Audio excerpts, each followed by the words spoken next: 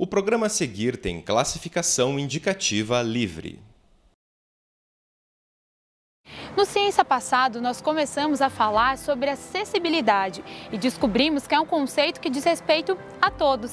Mesmo tendo informação, muitas vezes não sabemos como agir diante de pessoas com dificuldade de acesso.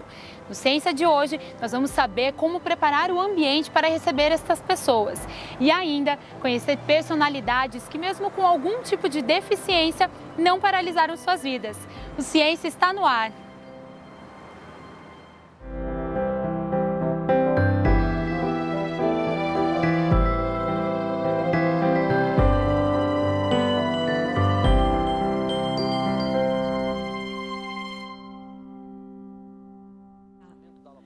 Este é Paulo Ros. Ele é doutor em Educação e professor da Universidade Federal do Paraná. Esta aula é no curso de Pedagogia, sobre Educação Especial. Mas você deve ter percebido algo fora do comum. Paulo é deficiente visual e a aula de hoje foi um pouco diferente. E eu devo ter contado alguma coisa sobre isso. Então, eu tive glaucoma. Glaucoma é uma pressão intraocular que na criança costuma causar atrofia no nervo óptico. O nervo óptico está no fundo do olho, onde está a camada mais profunda, que é a retina. E quando existe essa pressão exagerada, atrofia o nervo óptico. Por consequência, a imagem não é transmitida ao cérebro. O nervo óptico, talvez vocês saibam, ele se desenvolve até os 5 anos de idade, quando completa o ciclo da visão. Para quem dá aula para criança aqui, sabe que a criança está aprendendo a enxergar, aprendendo a dirigir o olhar, a fixar, a focalizar, discriminar fundo, discriminar detalhes nos objetos, não é isso? Olhar no quadro e memorizar e depois escrever. Aos 5 anos, a visão completaria esse ciclo, né, maturacional. Se você tiver glaucoma, você vai perdendo gradativamente a visão. Foi o que aconteceu comigo. Com 3 anos, mais ou menos, eu perdi a visão e ganhei outras coisas, né, ao longo da vida. Mas o senhor tem lembranças de alguma Então, coisa? tenho 2 coisas. Lembro perfeitamente de uma fumaça saindo da chaminé da minha casa, que tinha fogão a lenha. No alto da casa tinha como é que chama aquele aparelho para a água não entrar na chaminé? Lá em casa a gente chamava de galo, não deve ter um outro nome. Quando a fumaça sai, ele se movimenta um pouquinho e eu me lembro da fumaça saindo no topo da casa, me lembro. E me lembro também de arco-íris. Me lembro que quando chovia, assim, pôs sol, formava assim aquelas... água, vapor d'água, né? No sol, juntavam-se algumas cores, eu me lembro também. Quer dizer, e duas imagens, né? Que ainda estão vivas. Agora, coisas que eu toco, eu também formo imagem. Tenho 2 filhos já grandes, né? 21 e 15 anos. Você é casado. É verdade. É verdade. O que mais? Me realizo muito no trabalho de professor, gosto muito de aulas dialogadas, né? Mesmo com a deficiência, Paulo não parou. Ele é professor há mais de 15 anos e diz que o trabalho é uma diversão. Hoje em dia eu não luto só por posição de professor. Hoje em dia eu luto por ideias que acredito, né? E eu me realizo muito nisso. O trabalho eu disse para elas aqui que eu trabalho para aprender, para compartilhar energia positiva, né? Eu chamei aqui de diversão. É uma diversão diferente, né? É assim, o que eu posso falar? Eu estou aqui já há um bom tempo, né? Mais de 15 anos aqui na universidade, em diferentes estágios, né? Quando comecei a dar aula aqui, eu dava aula exatamente sobre isso em outra disciplina, né? De um jeito diferente também. E hoje eu humanizo mais os conceitos, eu confiro aos conceitos teóricos uma dimensão mais humanizada, eu faço a minha própria leitura dos conceitos, porque eu parto do pressuposto que se o aluno quer saber o conceito ao pé da letra, consulte a internet, né? Consulte o Google, aí ele vai ter o conceito do autor X, do autor Y. Mas eu também sou um autor, assim como meus alunos também são autores, né? E eles próprios podem reelaborar o que aprendem, devem reelaborar. Foi uma professora que alfabetizou Paulo em Braille e que incentivou a continuar a estudar. Ele frequentou escola especial, mas também escola normal. Eu aprendi Braille, eu estudei Braille com 8 para 9 anos, vim para a escola, foi a minha primeira experiência em escola, mas aprendi muito rapidamente, nem vou falar vantagem aqui, porque aprendi Braille, só para vocês terem uma ideia, no primeiro dia de aula, eu já aprendi a escrever meu nome e nunca tinha pego em Braille. A professora acha da criança participar das duas escolas? Também defendo, também defendo. Se ela puder frequentar a escola comum, porque lá ela vai passar por confrontos. Ela vai encontrar pessoas diferentes com quem ela tem muito a aprender. No início, ela não vai nem aprender nada. Não, vai ter muitas frustrações. Isso, mas a frustração também ensina. Eu, por exemplo, saí de uma escola especial na 4ª série. E cheguei numa 5ª série, numa escola comum. Quantos dias eu não fiquei isolado nessa escola? Quantos dias? Olha, nem vou contar. Isso me fez mal? Não, não me fez mal. Lidei bem com isso, né? Só que eu tive a sorte de ter feito uma base, Fundamental 1, né, séries iniciais, com certo privilégio, né? Eram poucos alunos, então o aprendizado era maravilhoso, assim. Eu era bom aluno, era querido, prestigiado pelos professores, então isso favorecia meu apego, meu aprendizado. Então, quando eu cheguei na 5ª série, em que as turmas eram maiores, 30, 40 alunos, a minha facilidade era imensa, né? Eu só tirava 10, por conta da base que tive no fundamental, né? E aí as notas 10 foram diminuindo. Na 6ª série diminuíram, na 7ª, na 8ª, no ensino médio eu nem lembrava mais o que era 10. O professor Paulo pesquisa a acessibilidade na educação, ou seja, a inclusão de pessoas com qualquer tipo de deficiência. Ele auxilia na elaboração de metodologias para esta inclusão. Eu tenho estágios assim na minha carreira. Houve um tempo em que eu fazia críticas ao processo de inclusão. Então, vinculava a inclusão às tendências liberais do capitalismo, acreditando a uma suposta minimização do Estado. Mas depois eu passei por um período assim de elaborar metodologias para os professores aplicarem o processo de inclusão. E eu domino isso relativamente bem, né? Conheço várias metodologias. E depois disso, eu passei a defender que a escola especial não fosse extinta. E hoje eu defendo isso. Defendo as duas coisas. Inclusão é um direito, assim como é um direito de todos nós participarmos onde quisermos, né? Então, se a pessoa com deficiência quiser se matricular numa escola em que frequentam pessoas sem deficiência, ela tem direito, né?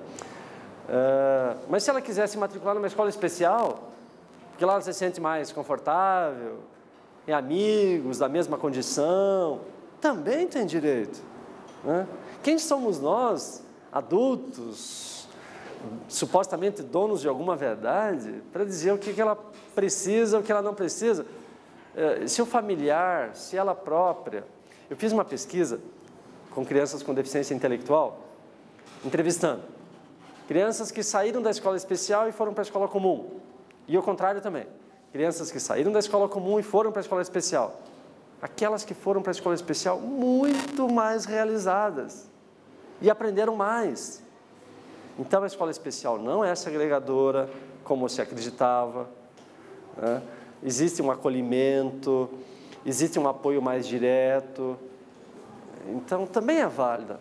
Tem que coexistir, no meu entender, ambos os modelos. E se você acha que o professor Paulo tem dificuldades para dar aula, está enganado. Inclusive, ele tem um método para aplicar os trabalhos e provas. Olha, eu costumo pedir os trabalhos em meio digital, que os alunos entreguem em pendrive.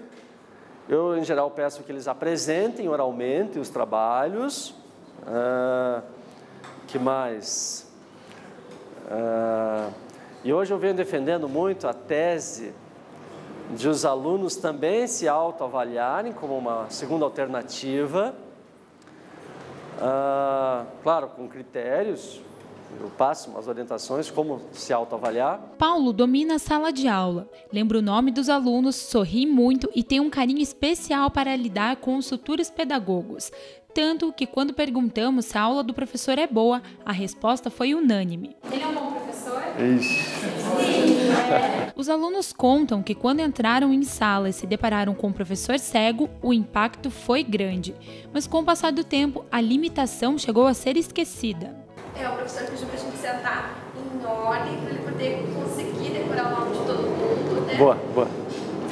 Mas a primeira impressão que eu tive quando ele chegou, que eu estava sentada ali na primeira carteira, eu fiquei com muito medo de que ele caísse o tempo inteiro. Ele estava subindo e descendo aqui à vontade, andando tranquilamente. E eu ficava assim, na carteira, como se eu fosse pegá-lo, porque eu falei, daqui a pouco vai cair. Né? Então aquela tensão que a gente tem, né? Porque eu não conheço, nunca trabalhei com alguém assim, nunca, né, tive essa oportunidade. E para mim, quando eu cheguei em casa, eu falei pro meu marido, eu falei, eu estou extremamente realizada, porque eu nunca imaginei que eu ia aprender tanto, não só em relação ao conteúdo, mas como pessoa, como ser humano, né? Como a gente desenvolve esse lado, como a gente aprende a enxergar as coisas de uma forma diferente, como a gente aprende a dar valor às coisas de forma diferente. Então, né, há coisas que a gente tem tanto acesso e a gente não dá valor, coisas simples que para uma pessoa pode... Nossa, aquilo não foi tão simples eu aprender a amarrar o cadarço. A gente aprende a solidariedade, né? Então, também. Tá todo mundo sempre ajudando. Isso é ótimo. Professora, assim, é sensacional. Por tirar lições de tudo que você faz, porque isso é uma atitude humana, né? O aprendizado é do ser humano, então você tem que usar o que você tem de melhor. E nosso outro exemplo de superação vem do Rio Grande do Sul. Cláudio Duzic é funcionário da Secretaria de Educação e trabalha na Universidade Federal do Rio Grande do Sul, auxiliando alunos de EAD. Duzic concluiu o mestrado em Educação e inventou um teclado virtual, o Mouse Key, que auxilia na hora da escrita, dando agilidade para quem não tem mobilidade nas mãos. Utilizando para mim, né? Ele era tipo desenho do teclado normal, com as letras, então eu só ia clicando e ia digitando. Só que isso era muito lento mesmo assim, porque quando tu digita, tu tem 10 dedos. O mouse só tem um ponteiro, então eu ficava em desvantagem. Então a ideia foi, puxa, então eu tenho que acrescentar letras em um único botão, para que seja mais ágil. Então foi a ideia de eu colocar em volta de cada letra os padrões silábicos. Então em volta do B, botei o babé bibabu, em volta do D, o dadé de dadu.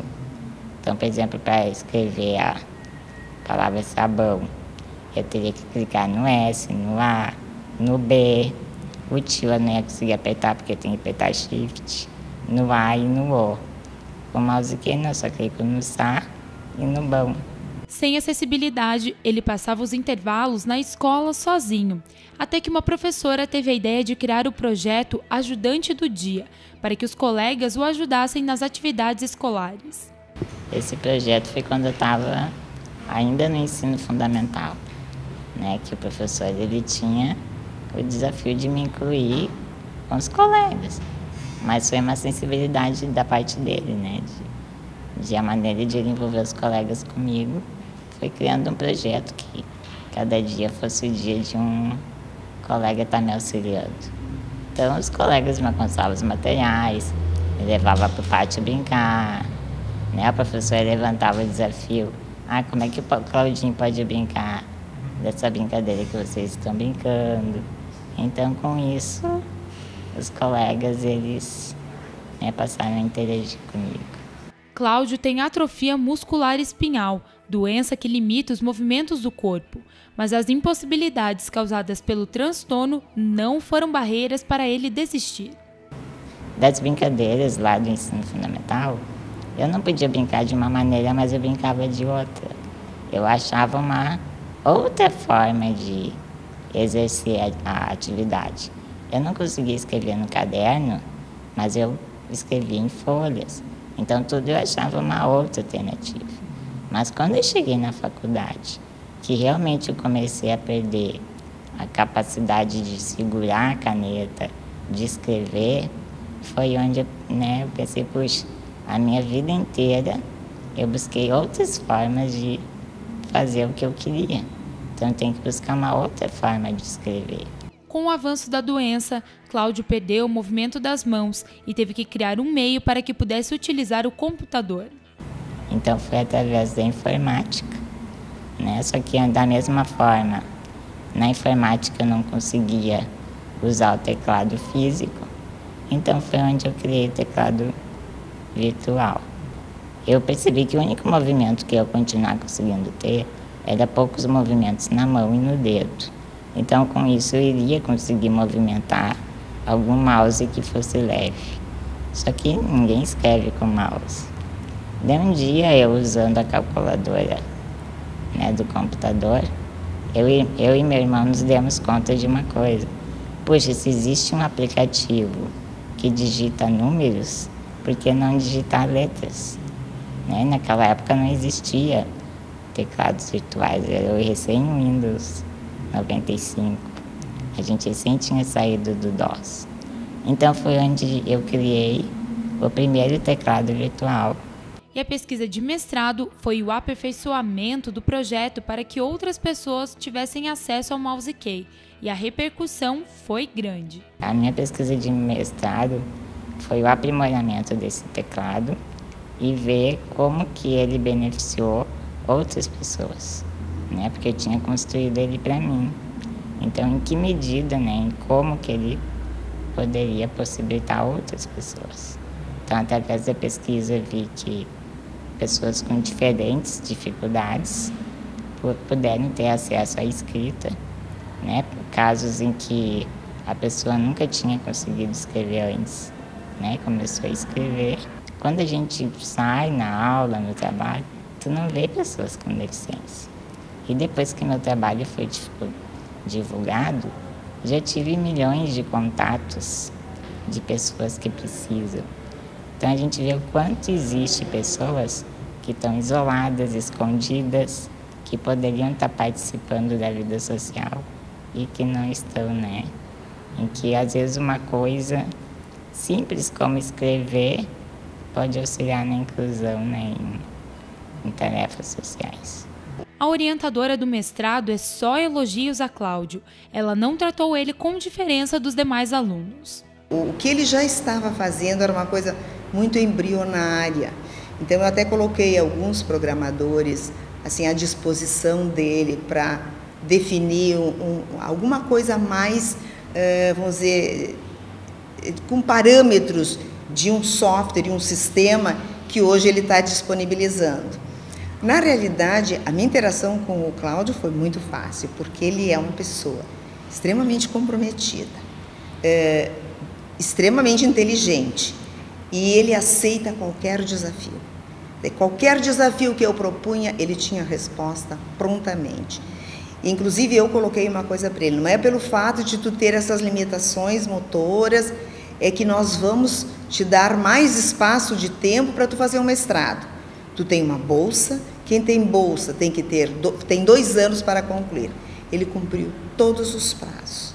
Ele entregou o material para ser... A parte primeiro que ele fez um qualify, que foi assim a defesa da proposta. Depois de 1 ano, então, ele teve que apresentar a dissertação. E ele fez dentro do prazo, entregou, um mês depois ele já estava fazendo a defesa. No intervalo, vamos saber como preparar a sociedade para receber pessoas com dificuldade de acesso e ainda fazer um passeio de cadeira de rodas pela cidade. Não saia daí, o Ciência volta já.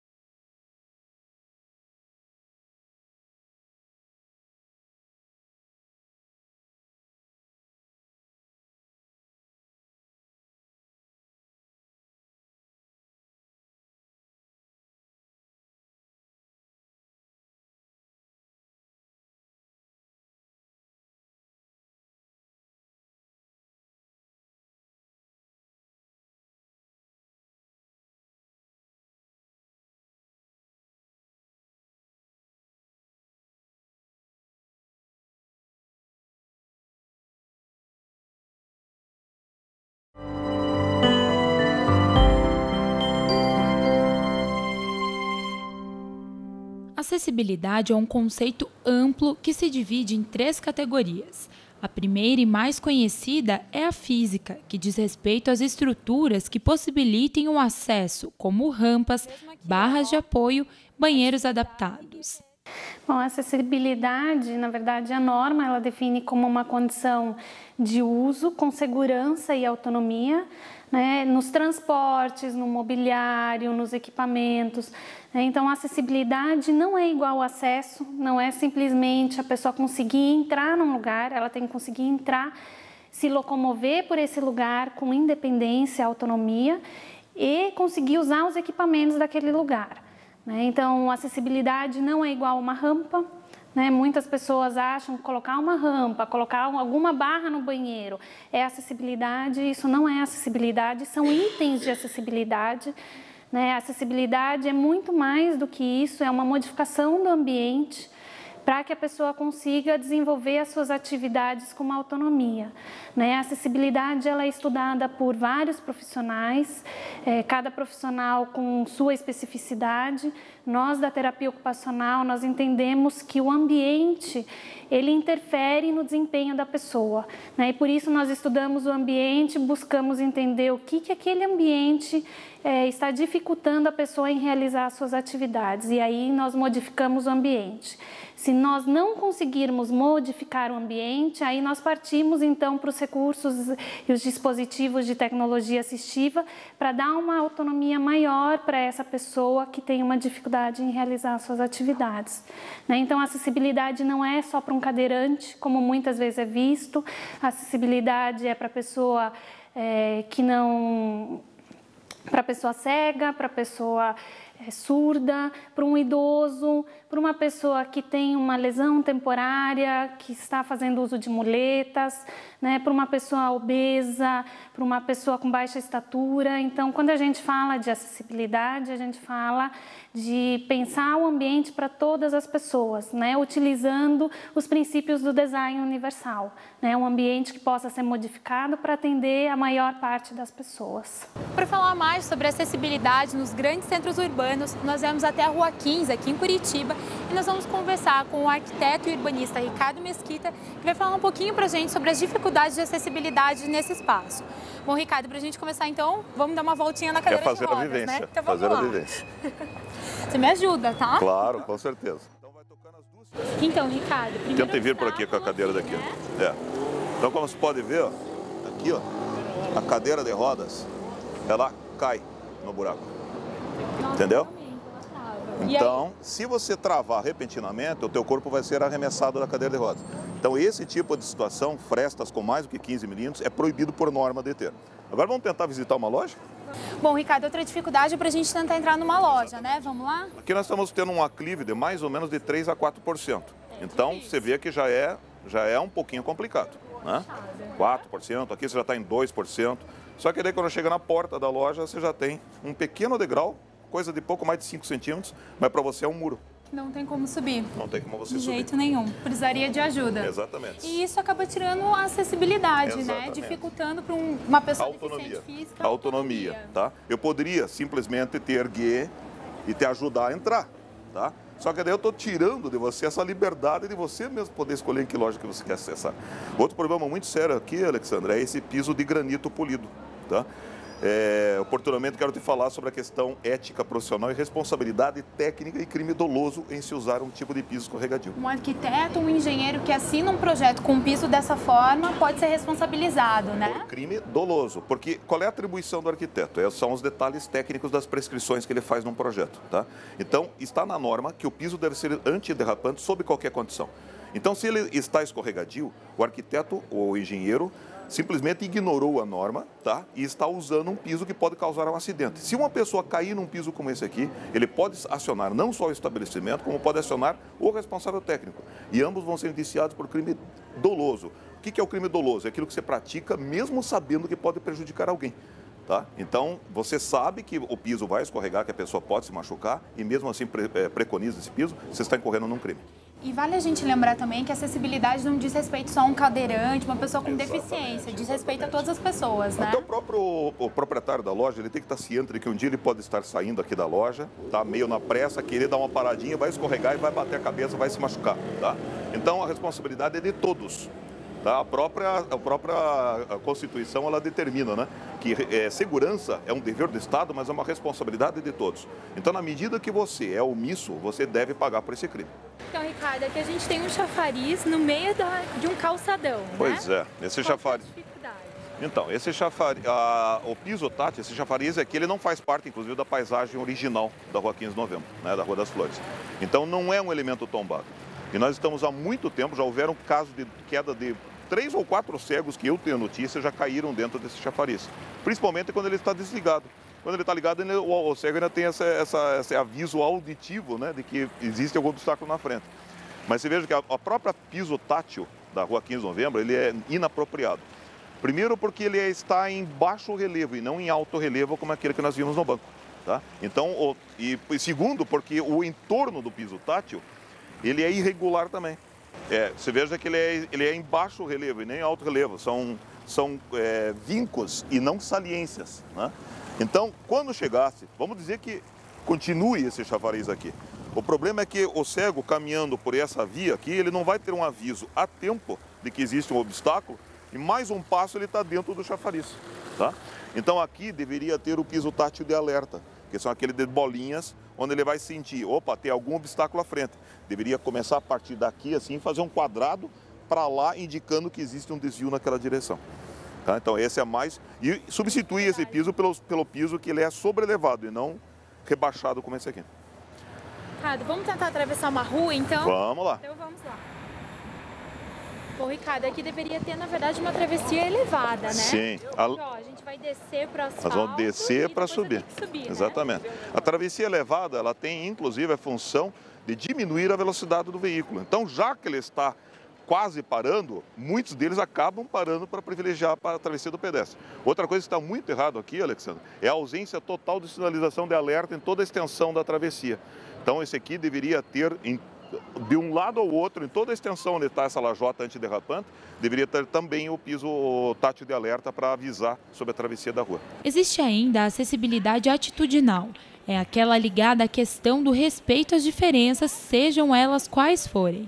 E a educacional, que são as políticas de inclusão da pessoa com dificuldade de acesso à educação em qualquer nível. Na verdade, muitas vezes a gente vê que o ambiente ele é adaptado, ele é acessível, mas as pessoas, por uma falta de conhecimento, acabam tendo atitudes que geram preconceito e que trazem barreiras para essa pessoa que tem uma dificuldade, né? Eu fiz a minha pesquisa de mestrado em acessibilidade nos parques de Curitiba e em 2 parques a gente encontrou alguns exemplos de barreiras atitudinais, onde existiam rampas para que essa pessoa com deficiência, pessoa cadeirante, conseguisse se locomover do estacionamento para o parque, mas havia um carro estacionado na frente da rampa, né, o que fez com que o cadeirante não conseguisse utilizar.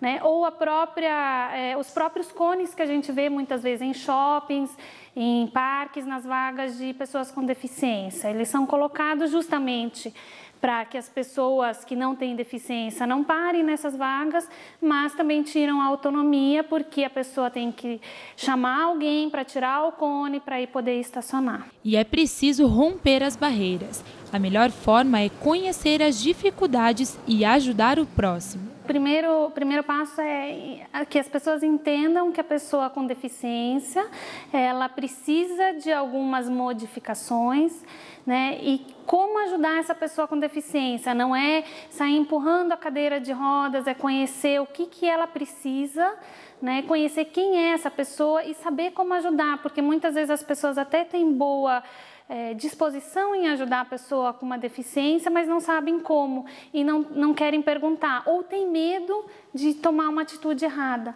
Então, na verdade, a falta de conhecimento muitas vezes gera essas barreiras atitudinais.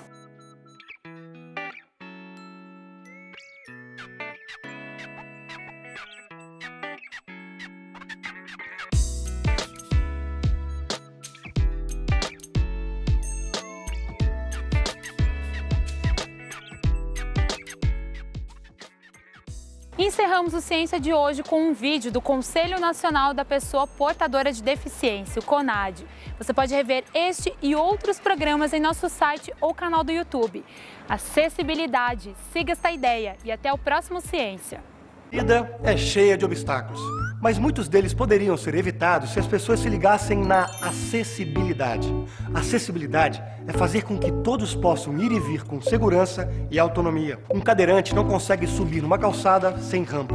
Uma mãe com um carrinho de bebê também não. Seja a nossa limitação temporária ou definitiva, todos nós precisamos de acessibilidade. Siga essa ideia.